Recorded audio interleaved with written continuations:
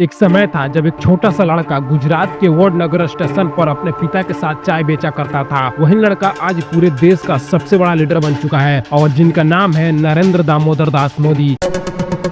एक साधारण परिवार से आने वाला इंसान जिसने न कभी बड़े स्कूलों में पढ़ाई की, न कभी सत्ता का कोई सहारा मिला, लेकिन सपना बड़ा था देश की सेवा करने का। बचपन से ही मेहनत करने की आदत थी और दिल में था कुछ अलग करने का जज्बा। न हालत ठीक थे न जिंदगी आसान, लेकिन मोदी कभी रुके नहीं। चाहे सुबह 4 बजकर उठकर यूनियन के डिपार्टमेंट में जाना हो या दिन भर अपने पिता का हाथ बटाना हो, उन्होंने हर काम को पूरी ईमानदारी से किया। कभी किसी ने नहीं सोचा था कि ये लड़का एक दिन करोड़ों लोगों की आवाज बनेगा।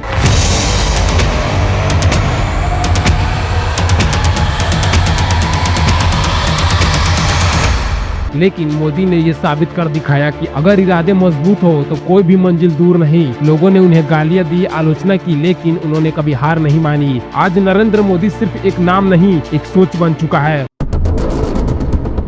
उनके बारे में हर कोई अपनी अपनी राय रखता है, लेकिन एक बात तय है, उनका सफर लाखों लोगों के लिए एक इंस्पिरेशन बन गया है।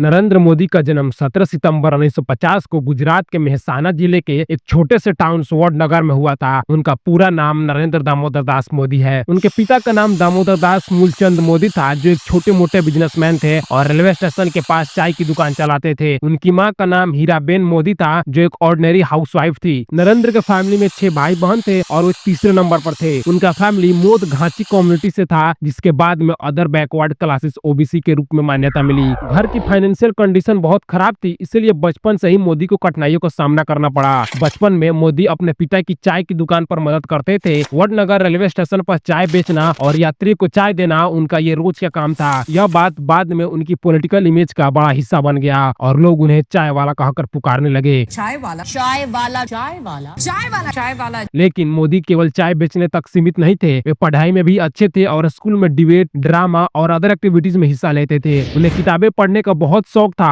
और वे अक्सर स्कूल की लाइब्रेरी में समय बिताते थे। 8 साल की एज में स्कूल के दिनों में ही वे राष्ट्रीय स्वयं सेवक संघ आरएसएस में शामिल हो गए। आरएसएस के विचारों ने उनके जीवन को बहुत प्रभावित किया और उनकी देशभक्ति की भावना को और मजबूत किया। मोदी की स्कूली एजुकेशन वडनगर के स्थानीय स्कूल में हुई। वे पढ़ाई के साथ साथ नेशनल कैडेट कोर एनसीसी में भी शामिल थे। स्कूल के बाद उन्होंने दिल्ली यूनिवर्सिटी में कॉरेस्पॉन्डेंस के जरिए पॉलिटिकल साइंस में बीए किया और फिर गुजरात यूनिवर्सिटी से पॉलिटिकल साइंस में एमए की डिग्री हासिल की। हालांकि उनकी एजुकेशन का यह हिस्सा बाद में कुछ कंट्रोवर्सीज का कारण भी बना, जब कुछ लोग उनकी डिग्री की ऑथेंटिसिटी पर सवाल उठाने लगे। उनकी स्थिति बहुत खराब थी, लेकिन यह साफ है कि मोदी ने अपनी मेहनत और लगन से एजुकेशन पूरी की। मोदी का प्राइवेट लाइफ भी काफी चर्चा में रहा है। 13 साल की एज में उनकी सगाई जसोदाबेन चिमनलाल नाम की एक लड़की से कर दी गई थी और 17 साल की एज में उनकी शादी हो गई, लेकिन यह शादी ज्यादा समय तक नहीं चली। कुछ समय बाद मोदी ने घर छोड़ दिया और उनका मैरिड लाइफ लगभग खत्म हो गया। According to his biographers, Modi और जसोदाबेन कभी एक साथ नहीं रहे। मोदी ने कई सालों तक अपनी शादी के बारे में किसी से कुछ नहीं कहा। साल 2014 में जब वे प्राइम मिनिस्टर के पोस्ट के लिए चुनाव लड़ रहे थे, तब उन्होंने पहली बार जसोदाबेन को अपनी पत्नी के रूप में स्वीकार किया।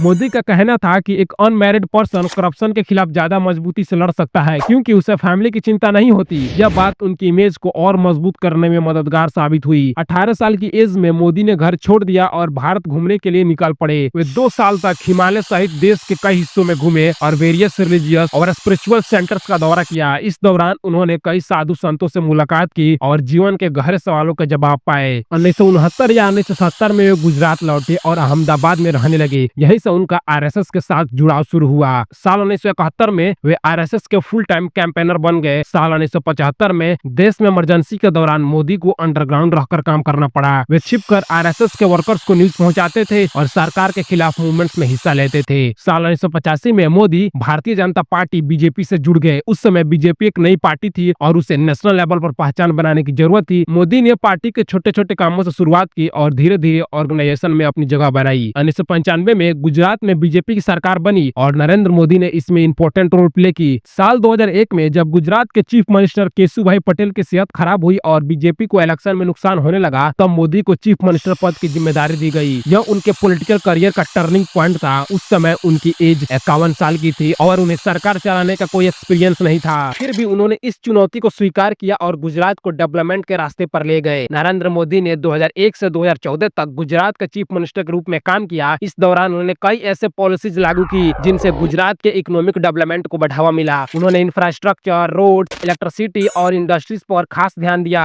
गुजरात में 24 आवर्स इलेक्ट्रिसिटी अवेलेबल कराने का उनका दावा पूरे देश में चर्चा का विषय बन गया। उन्होंने वाइब्रेंट गुजरात जैसे प्रोग्राम शुरू किए जिसने फॉरेन इन्वेस्टर्स को गुजरात की ओर अट्रैक्ट किया। उनके रूल में गुजरात को डेवलपमेंट का मॉडल माने जाने लगा और उन्हें डेवलपमेंट मैन की टाइटल मिली। लेकिन उनका लाइफ कंट्रोवर्सी से भी घिरा रहा। साल 2002 में गुजरात में गोधरा कांड के बाद हुए दंगे उनके लिए सबसे बड़ा कंट्रोवर्सी बन गया। इस घटना में सैकड़ों लोग मारे गए और नरेंद्र मोदी पर दंगों को रोकने में नाकाम रहने का आरोप लगाया गया। कई सालों तक यह मामला कोर्ट में चला, लेकिन अंततः उन्हें कोर्ट में क्लीन चिट मिल गई। फिर भी इस घटना ने उनकी इमेज को कुछ समय के लिए प्रभावित किया। 2014 में नरेंद्र मोदी ने बीजेपी के प्राइम मिनिस्टर के पद के रूप में लोकसभा चुनाव लड़ा। उन्होंने पूरे देश में ताबड़तोड़ रैलियां की और अच्छे दिन आने वाले हैं जैसे नारे दिए। उनकी असेंबलीज में लाखों लोग जुटते थे। वे सोशल मीडिया का भी जमकर इस्तेमाल करने वाले पहले लीडर थे। साल 2014 के इलेक्शन में बीजेपी को पूर्ण बहुमत मिला और नरेंद्र मोदी 26 मई 2014 को भारत के 14वें प्राइम मिनिस्टर बने। यह उनके लिए एक ऐतिहासिक पल था क्योंकि वे स्वतंत्र भारत में जन्मे पहले प्रधानमंत्री थे। प्राइम मिनिस्टर बनने के बाद नरेंद्र मोदी ने कई बड़े कदम उठाए। उन्होंने स्वच्छ भारत अभियान शुरू किया जिसका मकसद देश को साफ सुथरा बनाना था। मेक इन इंडिया के जरिए उन्होंने भारत को मैन्युफैक्चरिंग का हब बनाने की कोशिश की। डिजिटल इंडिया ने टेक्नोलॉजी को आम लोगों तक पहुंचाया और आयुष्मान भारत जैसे योजनाओं से गरीबों को फ्री ट्रीटमेंट की सुविधा मिली। 2016 में उन्होंने नोटबंदी का अनाउंसमेंट किया जिसका मकसद ब्लैक मनी को खत्म करना था। हालांकि इस फैसले की काफी आलोचना भी हुई। साल 2017 में जीएसटी लागू किया गया जिसने पूरे देश में एक समान टैक्स सिस्टम शुरू की। ये दोनों फैसले सरकार के सबसे बड़े और कंट्रोवर्शियल कदम में से एक थे। 2019 में नरेंद्र मोदी ने फिर से लोकसभा इलेक्शन में जीत हासिल की और दूसरी बार प्रधानमंत्री बने। इस बार उनकी सरकार ने कई ऐतिहासिक फैसले लिए जैसे जम्मू कश्मीर से आर्टिकल 370 हटाना और अयोध्या में राम मंदिर कंस्ट्रक्शन का रास्ता साफ करना। 2024 में उन्होंने तीसरी बार प्रधानमंत्री की शपथ ली। जवाहरलाल नेहरू के बाद भारत के हिस्ट्री में यह दूसरा ऐसा अवसर था जब कोई लीडर लगातार 3 बार प्राइम मिनिस्टर बना हो। नरेंद्र मोदी का ग्लोबल इम्पैक्ट भी कम नहीं है। उन्होंने विश्व के कई देशों के साथ भारत के रिलेशन मजबूत किए। अमेरिका, जापान, रूस, फ्रांस और सऊदी अरब जैसे देशों के साथ उनकी पर्सनल फ्रेंडशिप ने भारत की ग्लोबल पोजीशन को मजबूत किया। उन्हें फ्रांस का grand cross of the Legion of Honour, Saudi Arab का किंग अब्दुल अजीज सैस और इजिप्ट का ऑर्डर ऑफ द नाइल जैसे सम्मान मिले। उनकी फॉरेन पॉलिसी का एक बड़ा हिस्सा एवोल्यूशनिज्म रहा है जिसके तहत भारत ने पड़ोसी देशों के साथ सहयोग बटाया। नरेंद्र मोदी की इमेज एक हार्ड वर्किंग, डिसिप्लिन और डिटरमाइंड लीडर की है। वे दिन में सिर्फ 4 से 5 घंटे सोते हैं और अपना पूरा समय देश की सेवा में लगाते हैं। वे योग और ध्यान भी करते हैं जिसे वे अपनी फिटनेस का राज बताते हैं। उन्होंने कई किताबें भी लिखी है जैसे ज्योति पुंज और एग्जाम वॉरियर्स जो यूथ को इंस्पायर करती है। उनकी पॉपुलैरिटी का अंदाजा इस बात से लगाया जा सकता है कि उनके सोशल मीडिया पर करोड़ों फॉलोअर्स हैं जो दुनिया के किसी भी लीडर के लिए एक्स्ट्रा ऑर्डिनरी है। हालांकि नरेंद्र मोदी की आलोचना भी होती रही। कुछ लोग उनकी पॉलिसीज को एक खास विचारधारा से जोड़ते रहे और कहते हैं कि उनकी सरकार में माइनॉरिटीज के प्रति भेदभाव हुआ है। नोटबंदी और जीएसटी जैसे फैसले से स्मॉल ट्रेडर्स को नुकसान हुआ जिसके लिए उनकी आलोचना हुई। फिर भी उनकी पॉपुलैरिटी में कमी नहीं आई और वे आज भी भारत के सबसे प्रभावशाली लीडर में से एक है। नरेंद्र मोदी का जीवन एक ऐसी कहानी है जो मेहनत, लगन और देशभक्ति की मिसाल है। एक छोटे से टाउन से निकलकर देश के हाईएस्ट पोजीशन तक पहुंचने का उनका सफर हर किसी को इंस्पायर करता है। इसी के साथ ये वीडियो होता है खत्म। अगर ये वीडियो आप लोग को पसंद आई हो तो यार सब्सक्राइब जरूर कर देना।